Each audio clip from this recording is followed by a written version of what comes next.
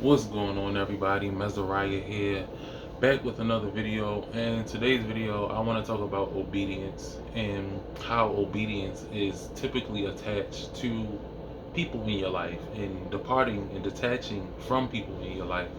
And I think it's really important for us to know the importance of obedience when you are separating yourself from certain people that no longer serve a purpose in your life.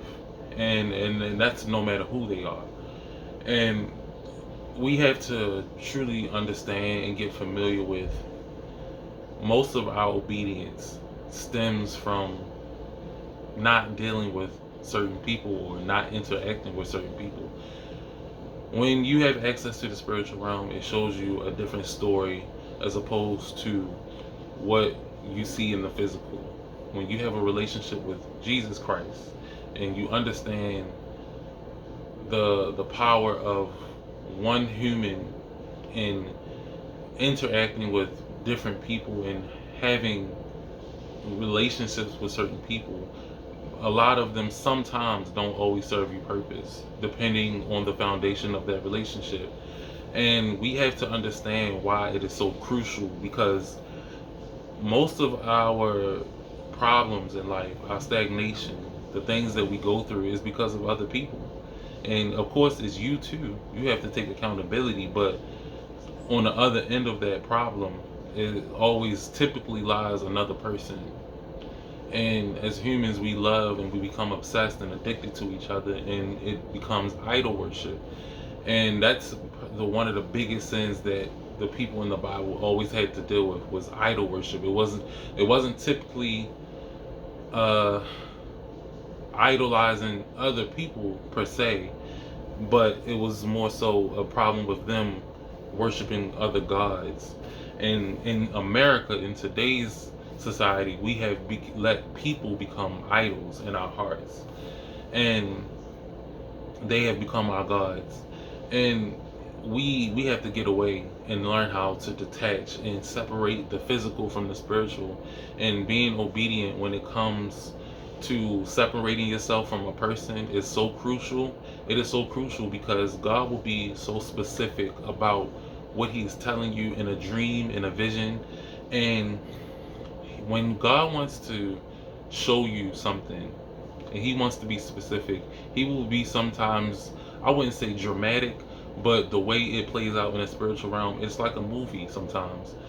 And he does that because it's not really dramatic. It's an actuality. It's a reality, and he's showing you this is how this is going to play out. This is how this is going to, you know, play in a situation. Because look at Moses. He was told not to do something, and he did it out of wrath, and he lost the promises. And he lost the promises. That he didn't have access to the promised land. He didn't get to see the promised land because of an act of disobedience. And for him, it wasn't attached to another person. But when you are being trained for a specific season, you may be a person that was like a mini crash out, and you can't interact with certain people, because if you do, you're liable, or you have the potential to crash out on a person, to cuss out a person, to react in wrath, and then from there you will lose everything. And that's exactly what they want you to do. They want to be able to say they were right, they weren't crazy, they are the people that God is looking after, and they are the chosen ones, and they want to put it in, rub it in your face that they got you to do something, they got people to see, to make you look a certain way. And that's not really who you are, but you lost it for a minute. And God wants you to be obedient, so you won't lose your cool, so you won't lose your temper, so you won't lose everything that you fought so hard for. Because all it takes is one event, one thing that can change the whole trajectory of your whole life, and it will cost you everything. God is so specific to me when I'm dreaming, and for 7 months straight, he showed me a particular person in my life that would cause me to fall. And he showed it to me every single day for 7 months, just about. And it was like he was being so sure about what he was saying that he would not let me go to sleep without dreaming about this person. or without seeing this person do wicked things to me to cause me to fall, not even realizing that she would probably cause me to fall. She probably didn't even know that she would be causing me to fall. But because of my obedience, I have to be obedient to realize that she would cause me to fall, even if she knows it or not. But you can't be that intently wicked and not know that that can cause someone else to do or to happen to. You know what I mean? When God is exposing people in your life, He's showing you their intentions. He's showing you what's going to happen if you don't obey and stay away from certain people. So for a long time, I had no choice but to not say anything too much to that person, because it would have caused me to lose everything. And we're talking about 15, 14 years in the past. 14 years in the past. God will make you go back 14 years in the past because He's a just God. He's a respecter of no persons. If He needs you to learn another lesson, He will make you start all over from the past, and He will cause you to lose everything, because that will be your judgment. That will be what you will have to go through to learn the lessons that you have to learn. And that's the sad part that we don't understand, because, or even the other people afflicting us don't understand. They don't even care what they're making you lose, because at the end of the day, you're accountable for your own life, for your own salvation. So yes, they are on the other end of what they're doing to you. They're doing it, but you have to learn discipline and accountability and be like, you know what, I have the choice to depart myself from that. And even if you're in a situation with a person where you feel like you can't really leave, you have to become mute or something. Do something. You don't have to talk to a person. You can separate yourself from that person however way you can. But it's so crucial, because imagine getting to a place of peace and it took you years. It may have been decades for you to get to a place of peace in your life, and then you dream of this person taking you back 20 years in the past, making you fall all the way to the finish line. I mean, to the starting line. That's where you have to start all over again. That's not fun. And if you really think about, if you are a person that has grown and you realize that you have so much to lose, it's not worth it. It's not worth it.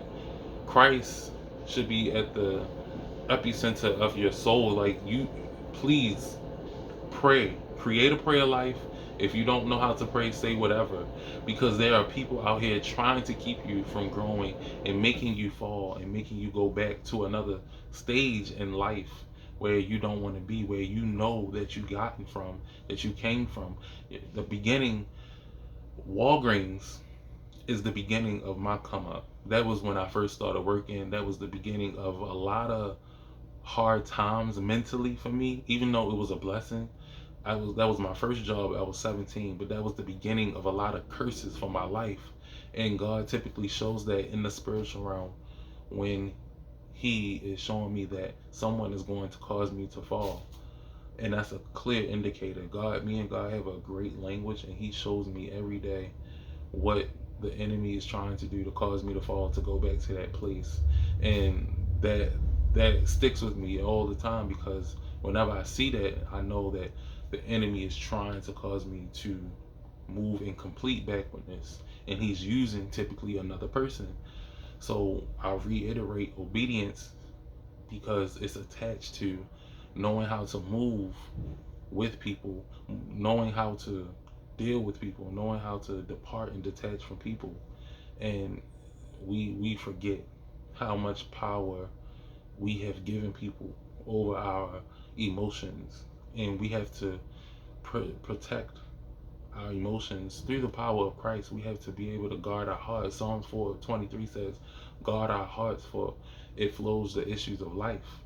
If we don't guard our heart, we're allowing our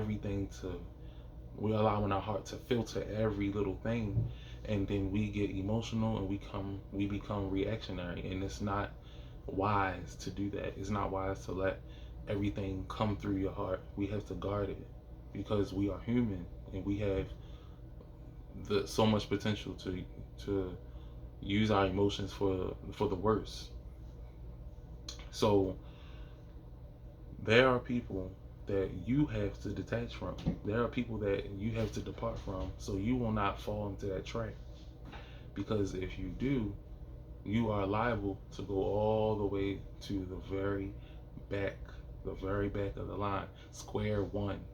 Square one. Think about a pivotal starting point in your life where you started somewhere from the bottom. You started from the bottom and you knew it was like the beginning of a come up from you for you.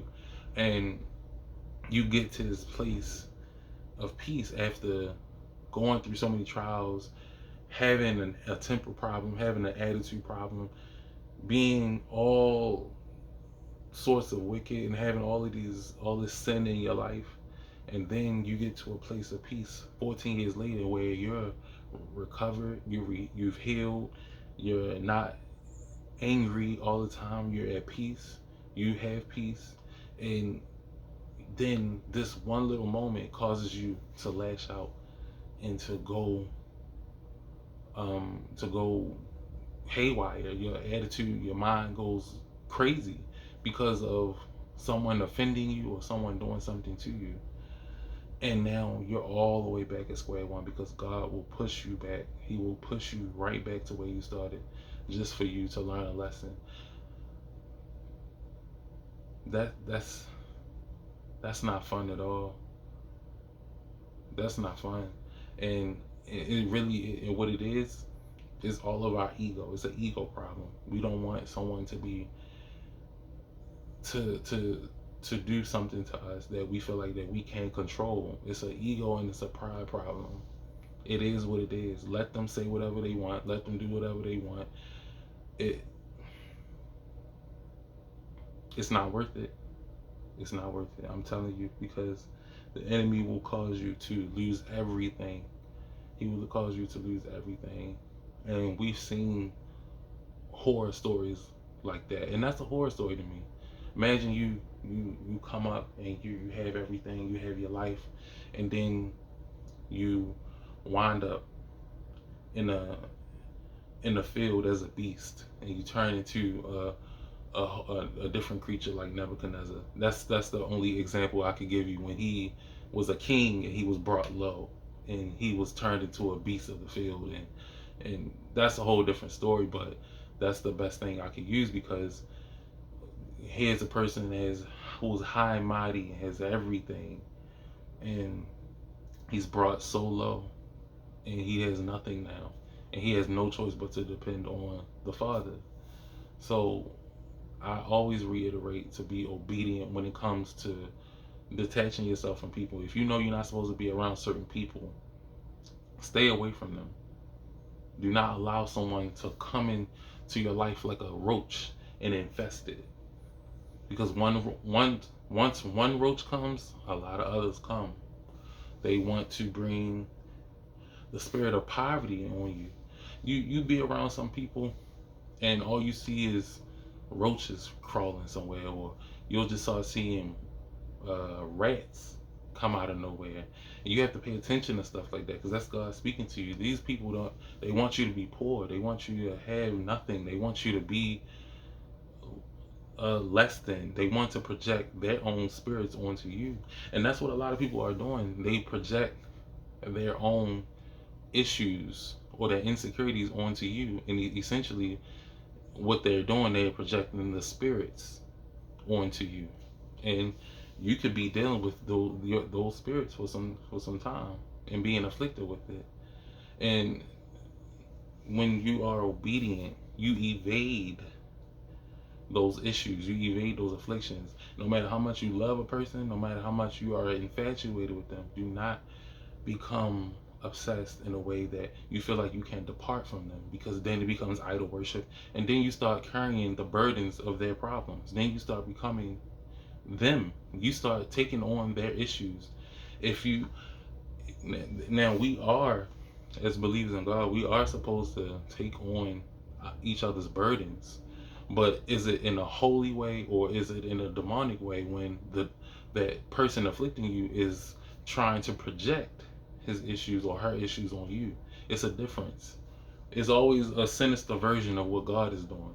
The devil always has a sinister version of what God does. God tells us He wants us to take the burdens of our brothers and our neighbors, and then the enemy, he just projects his burdens on the people that he calls his brothers, but he actually hates them. You see what I'm saying? So it's like it, it's wicked out here, y'all. Like we have to stay clear of people, stay clear of influences, and stop reacting. Wrath, wrath, and sexual sin. But really, right here, well, no, actually, sexual sin is a huge part of being connected to people. What am I talking about? Sexual sin, if you are attached to somebody, especially someone that you love that's not platonic, you have the potential to fall into sexual sin with somebody that you are infatuated with.